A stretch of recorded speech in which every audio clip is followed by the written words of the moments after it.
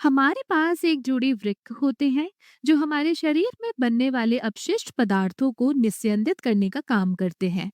ये हमारे शारीरिक द्रवों को निस्यंदित कर उनमें से सारे अपशिष्ट बाहर निकाल देते हैं और हमें स्वस्थ बनाए रखते हैं। अब सोचिए, अगर कभी ये प्रणाली काम करना बंद कर दे तो क्या होगा?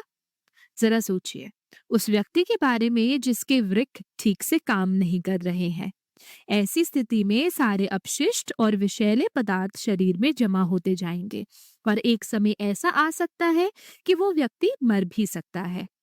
ऐसे में उस व्यक्ति को बचाने के लिए वैज्ञानिकों ने दो उपाय निकाले हैं। पहला उपाय है वृक्क प्रत्यारोपण, जिसमें रोगी को उसके परिवार के किसी सदस्य या निकट संबंधी से एक सक्रिय वृक्क दिया जाता है। और दूसरा उपाय है वृक्क का काम एक कृत्रिम वृक्क द्वारा करवाना, यानी शरीर के बाहर निस्यंदन की प्रक्रिया करवाना। इसमें रक्त को शरीर से निकालकर कृत्रिम वृक्क में निस्यंदित किया जाता है और फिर शुद्ध रक्त को वापस शरीर में भेजा जाता है। अब इन दोनों प्रक्रियाओं के अपने अपने लाभ और हानियां हैं, लेकिन वृक्क प्रत्यारोपण एक बहुत ही महंगा विकल्प है और साथ ही साथ एक सही मेल खाने वाला दाता मिलना भी बहुत मुश्किल होता है। इसी कारण से ज्यादातर लोग जिनके वृक्क काम नहीं कर रहे होते, वो इस कृत्रिम वृक्क की प्रक्रिया को अपनाते हैं, जिसे हम रक्त अपोहन या हीमोडायलिसिस कहते हैं। तो हीमोडायलिसिस क्या है?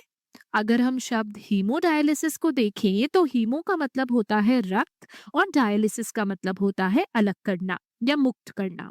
इस संदर्भ में इसका मतलब है रक्त से अपशिष्ट पदार्थों को अलग करना।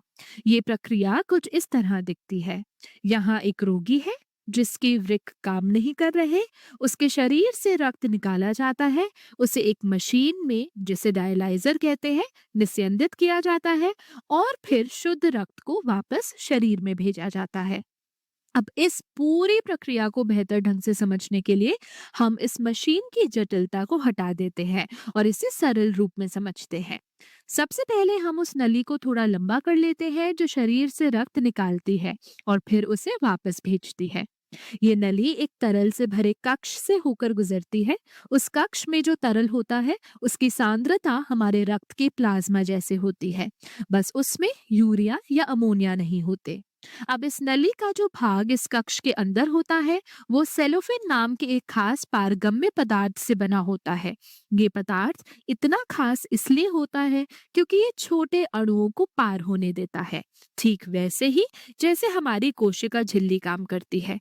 अब सोचिए, जब रक्त इस नली से होकर इस कक्ष में गुजरेगा तो क्या होगा? चूंकि ये नली पारगम्य है, तो रक्त में जो भी अपशिष्ट या अतिरिक्त पदार्थ होंगे वो धीरे धीरे इस कक्ष में प्रवाह की सांद्रता के अनुसार बाहर निकल जाएंगे, जैसे यूरिया, अमोनिया और अतिरिक्त आयन। लेकिन रक्त के उपयोगी चीजें जैसे रक्त प्रोटीन और कोशिकाएं इस नली से बाहर नहीं निकल पाती क्योंकि छिद्र बहुत छोटे होते हैं। इस तरह रक्त निस्यंदित किया जाता है, अपशिष्ट पदार्थ इस कक्ष में इकट्ठा हो जाते हैं और शुद्ध रक्त को वापस शरीर में भेजा जाता है। इस कक्ष में जो तरल होता है उसे लगातार बदला जाता है, नया तरल डाला जाता है और यूरिया व अन्य विषैले पदार्थों से युक्त तरल बाहर निकाला जाता है। अब क्योंकि रक्त लगातार बह रहा होता है और नली का एक छोटा सा हिस्सा ही कक्ष के अंदर होता है, तो रक्त इस कक्ष में बहुत कम समय के लिए रहता है, जिससे निस्यंदन की प्रक्रिया कम प्रभावी हो जाती है। इसीलिए वैज्ञानिकों ने इस नली को कुंडली की तरह लपेट दिया, जिससे रक्त ज्यादा समय तक इस कक्ष के अंदर रहे और निस्यंदन की प्रक्रिया और भी प्रभावी हो जाए। जब भी शरीर से रक्त बहता है, जैसे चोट लगने पर, तो कुछ समय बाद वो थक्का बनाता है। लेकिन यहाँ अगर रक्त बहते समय थक्का बन जाए तो पूरी प्रक्रिया रुक जाएगी। इसीलिए रक्त में हिपैरिन नामक एक थक्का रोधी रसायन डाला जाता है, जिससे रक्त तरल बना रहता है।